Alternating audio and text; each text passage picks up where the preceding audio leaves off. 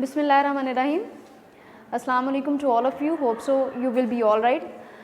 बेटा हम लोगों ने जो है वो अपना चैप्टर स्टार्ट किया हुआ था किंगडम प्रोटिस्टा, और आज जो हमारा टॉपिक है वो बेसिकली वाटर मोड्स है। और आज हम लोग जो है वो वाटर मोड्स के ऊपर अपनी डिस्कशन करेंगे।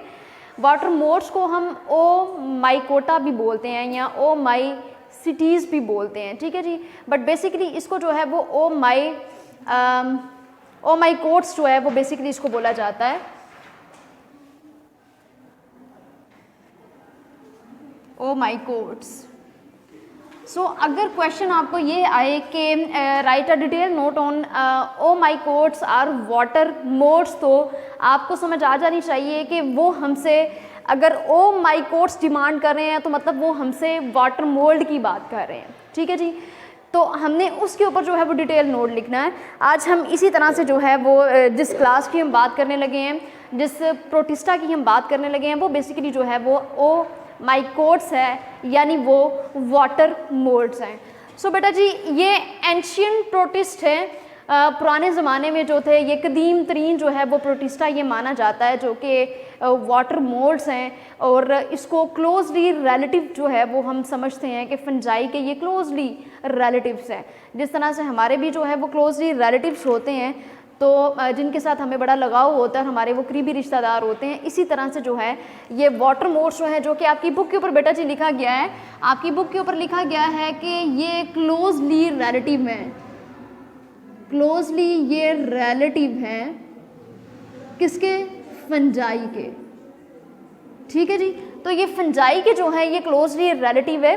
देन उसके बाद अब कदीम तरीन एंशियंट जो है, कदीम तरीन जो प्रोटिस्टा थे, ये उनको समझा जाता है कि ये सबसे पहले जो प्रोटिस्टा पाए जाते थे, ये बेसिकली जो वाटर मोड्स हैं, ये कदीम तरीन पुराने वक्तों में जो थे, पहले जो है कि हम लोग जब प्रोटिस्टा की बात कर रहे थे तो हम ये कह रहे थे कि साइंटिस्ट का ये कहना था कि तमाम ऑर्गेनिज़म्स जो हैं वो तमाम ऑर्गेनिज़म्स जो कि अभी लाइफ के ऊपर ओरिजिनेट नहीं हुए थे, उन सबसे पहले आने वाले ओरिजिनेट करने वाले जो ऑर्गेनिज़म्स थे वो बेसिकली जो थे वो किंगडम प्रोटिस्टा था, जिसके अंदर पैरामेशियम, यूग्लिना, ये तमाम चीज़ें, जिसकी वजह से यहाँ पे भी जो है वो एक एंशिएंट प्रोटिस्ट का जो है वो वर्ड इस्तेमाल किया गया है।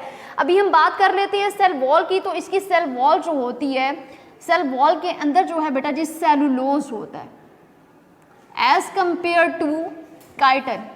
काइटन जो होता है वो प्रेजेंट नहीं होता है। अगेन सुन ले कि सेल वॉल की हमने बात की है, सेल वॉल के अंदर जो है वो इनकी सेल वॉल जो होती है वो बेटा जी कंपोज होती है सेलुलोज से as compare to chitin. Chitin इनकी सेल वॉल के अंदर प्रेजेंट नहीं होता। देन उसके बाद हाइफाई जो होती है, इनकी हाइफाई एसेप्टेट होती है। एसेप्टेट होती है मतलब इसके अंदर क्रॉस वॉल्स नहीं होती।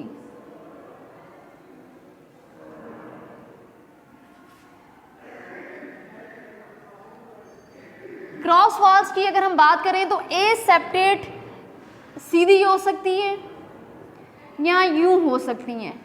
अब उनके अंदर ये क्रॉस वॉल्स नहीं होंगी बेसिकली। लेकिन अगर हम बात करते हैं एसेप्टेट की तो बिल्कुल एसेप्टेट सीधा होगा जिसके अंदर क्रॉस वॉल्स नहीं होंगी। और अगर क्रॉस वॉल्स वाली कंडीशन होगी तो वो क्रॉस वॉल्स वाली इस तरह से कंडीशन होती है। और अगर हम बेसिकली एसेप्टेट की वैसे ही बात करते हैं तो aseptate without cross wall, without any cross wall, वो ये कंडीशन होगी। देन उसके बाद बेटा जी एक एग्जाम्पल हम जो है लेकर के एक फंगस की हमने वाटर मोड के अंदर जिस एग्जाम्पल को डिस्कस करना है वो बेसिकली एग्जाम्पल है फाइटोफथोरा इन्फेक्टेंट्स।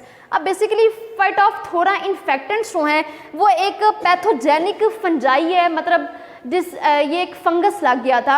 हम जिस की बात करने लगे हैं वो बेसिकली हम ये फाइटोफथोरा इन्फेक्टेंट्स जो हैं बेसिकली फंगस की हम बात करने लगे हैं। यहाँ पे हम एक एग्जाम्पल डिस्कस कर लेते हैं कि आयरिश पीपल जो थे, जो कि आयरलैंड के रहने वाले लोग थे, वहाँ पे उनकी जो खुराक थी बेसिकली जिस तरह से अगर हम पाकिस्तान के अंदर भी बात करते हैं तो हम अपनी तमाम चीज़ों के अंदर जो है वो पोटैटोज़ का यूज़ करते हैं। सो इसी तरह से जो है आयरलैंड के रहने वाले जो लोग थे वो भी पोटैटोज़ का ज़्यादा इस्तेमाल किया करते थे। सो वहाँ पर एक दफ़ा यूँ हुआ कि कहत पड़ गया, फेमाइन वहाँ पे आ गया। वो फेमाइन क्यों आया था? क्योंकि पैथोजेनिक फंजाई की अगर हम बात करते हैं तो बेटा जी वो फंगस ने उन पोटैटोज़ के ऊपर जो था वो अटैक कर लिया था। और बेटा जी ये जो बात थी है ये 1840 की हम बात कर लेते हैं तो 1840 में बेसिकली एक फेमाइन आया था। उस फेमाइन की कंडीशन में तमाम जो पोटैटोज़ थे उन पोटैटोज़ के ऊपर जो था वो फंगस लग गया था। वो कौन सा सीज़न था? वो सीज़न बेसिकली जो था वो समर सीज़न था। बट समर सीज़न वो सारे का सारा कूल समर सीज़न था और वहाँ पे रेन्स वगैरह जो थी वो उस टाइम रेनी इन्वायरमेंट था, रेनी सीज़न था, बारिशें बहुत ज़्यादा हुई जिसकी वजह से मौसम गर्मा भी जो था वो भी ठंडा हो गया। सो वहाँ पे उस टाइम जो थी आयरलैंड के अंदर जो फसल थी वो आयरलैंड के अंदर फसल पोटैटोज़ की थी। उस रेनी सीज़न की वजह से उस जो मौसम गर्मा था उसके वो भी जब ठंडा हो गया था और जब बारिशें ज़्यादा हो जाती हैं तो आपको भी पता है कि तमाम चीज़ें जो होती हैं अगर हमारी फसलें भी लगी होती हैं तो वो हमारी फील्ड्स के ऊपर बहुत बुरा इफ़ेक्ट डालती हैं। सो उस ज़्यादा बारिशें होने की वजह से क्या हुआ था कि उन पोटैटोज़ के ऊपर जो था वो फंगस लग गया था, वो गलना सड़ना शुरू हो गए थे। सो उस पोटैटोज़ की वजह से जब बेटा जी एक अगर हम बात करते हैं किसी एक कंट्री के अंदर कोई अगर एक फील्ड है तो वहाँ पे अगर कोई एक फील्ड जो है वो इस तरह से उसके ऊपर जो है वो फंगस का अटैक हो जाता है तो हमारी वो पूरी क्रॉप प्रोडक्शन जो होती है, किसी भी क्रॉप प्रोडक्शन की अगर हम बात करते हैं तो बेटा जी वो एक बहुत बुरा इफेक्ट होता है कि फेमाइन आ जाता है। सो बेटा जी इसी तरह से अगर हम बात करते हैं मल्टीप्लाइकेशन ऑफ फटोफथोरा की, अगर हम मल्टीप्लाइकेशन की बात करते हैं तो वो इस तरह से मैंने आपको बताया जी कि पोटैटोज़ के ऊपर जो था वो फंगस लग गया था, तब जो आलूओं की कमी हो गई थी, फिर उसके बाद जो कहत पड़ गया था और उसका बहुत बुरा इफ़ेक्ट जो था वो आयरिश पीपल जो थे उनके ऊपर बहुत बुरा एक इफ़ेक्ट पड़ा था, जो कि वहाँ के पीजेंट का वहाँ पे एक वर्ड जो है वो बेटा जी यूज़ किया गया आपकी बुक में कि potatoes were staple of Irish peasants diet, कि किसान जो थे वो अपनी खुराक में सबसे ज़्यादा जो थे बेटा जी वो पोटैटोज़ का ही इस्तेमाल करते थे। लेकिन फिर किसानों के ऊपर भी जो बहुत बुरा एक इफ़ेक्ट पड़ा कि के फार्मर्स का जो है अगर हम बात करते हैं तो बेटा जी उन्होंने अपना ज़र मुबादला जो होता है वो यही कमाना होता है कि जो वो फील्ड्स के ऊपर अगर वो चावलों की फसल है, अगर वो गंदम की फसल है तो उसको ही वो बेच के जो है वो ज़र मुबादला वहाँ से कमाते हैं। लेकिन फिर पोटैटोज़ के स्टेपल होने की वजह से बेटा जी फिर जो आयरिश के पीजेंट्स थे उनकी डाइट जो थी उसके ऊपर बहुत बुरा इफेक्ट पड़ा था। उनको डाइट के अंदर जो थे वो पोटैटोज़ नहीं थे मिल रहे, जिसकी वजह से आयरिश के बहुत से जो लोग थे वो बेटा जी माइग्रेट कर गए थे। तो बेटा जी उनकी जो माइग्रेशन है वो बेसिकली यूनाइटेड स्टेट्स की तरफ होना शुरू हो गई थी।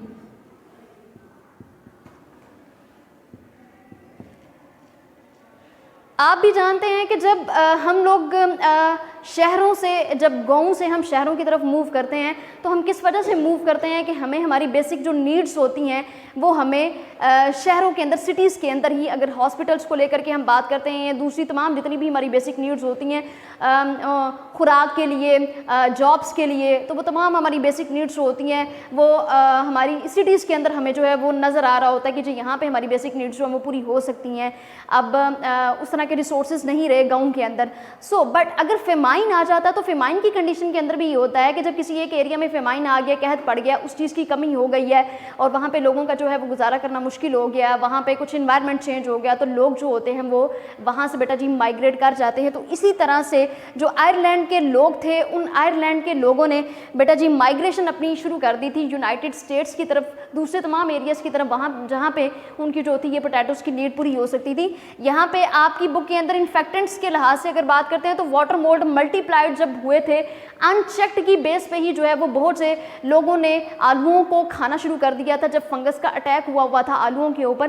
तो यहाँ पे एक पॉइंट ये भी है कि जब लोगों ने उस फंगस को जो था वो इग्नोर किया था, उन्होंने वैसे ही अनचेक्ड किया, फंगस जो था वो अनचेक था और वो मल्टीप्लाई होना शुरू हो गया और बेटा जी लोगों ने वैसे ही आलूओं का इस्तेमाल करना शुरू कर दिया था। तो देन वहाँ पे जो थी बेटा जी एक बीमारी जो थी वो हो गई थी उनमें, जिसको हम लेट बिलाइट बोलते हैं।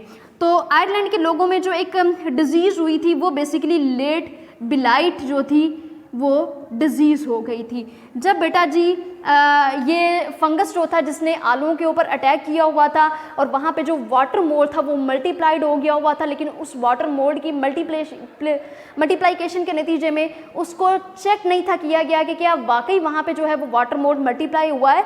तो बेटा जी वहाँ पे उसको वो प्रोसेस जो था वो अनचेक रहा था, जिसकी वजह से लोगों ने उसी फंगस वाले आलूओं को खाना शुरू कर दिया और जिसके नतीजे में जो थी वो डिजीज़ हुई थी और वो डिजीज़ जो थी वो लेट बिलाइट बिलाइट डिजीज़ थी। So it's all about water modes, जिसमें आपने तमाम इसके कुछ करेक्टरिस्टिक्स के बारे में भी आपने पढ़ा।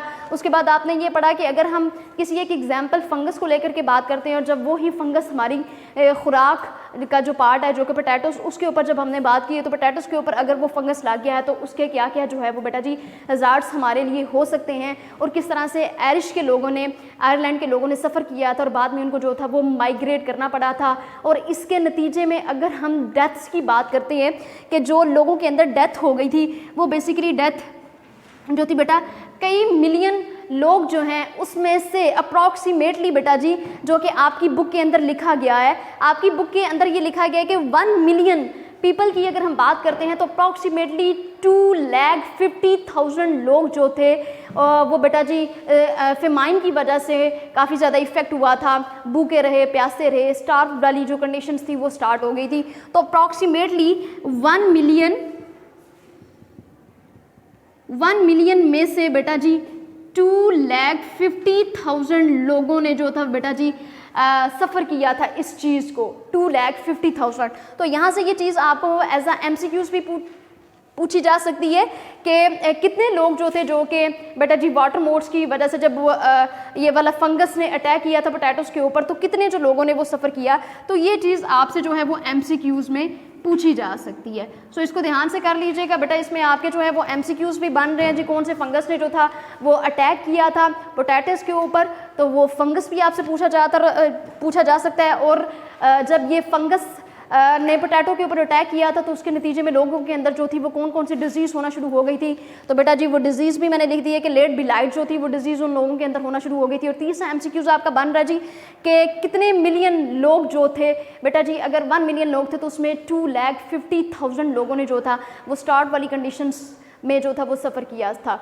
सो बेटा जी it's all about water modes. Hope so कि आपको समझ आ गई होगी और तमाम पॉइंट्स आपके क्लियर हो गए होंगे। इसको ध्यान से कर लीजिएगा। ये चीज़ आपको जो है वो MCQs में भी पूछी जा सकती है, आपको as a short question, long question 4 marks का भी आ सकता है। तो बेटा जी बाकी ध्यान से कीजिएगा। अल्लाह ताला आपको और मेरा हामी नासिर हो। अल्लाह हाफ़िज़। वीडियो पसंद आई तो लाइक करें, अपनी राय कमेंट करें। ऐसे ही मजीद वीडियोस के लिए हमारा चैनल सब्सक्राइब करें और बेल का आइकन दबाएं ताकि आपको हर वीडियो का नोटिफिकेशन मिलता रहे।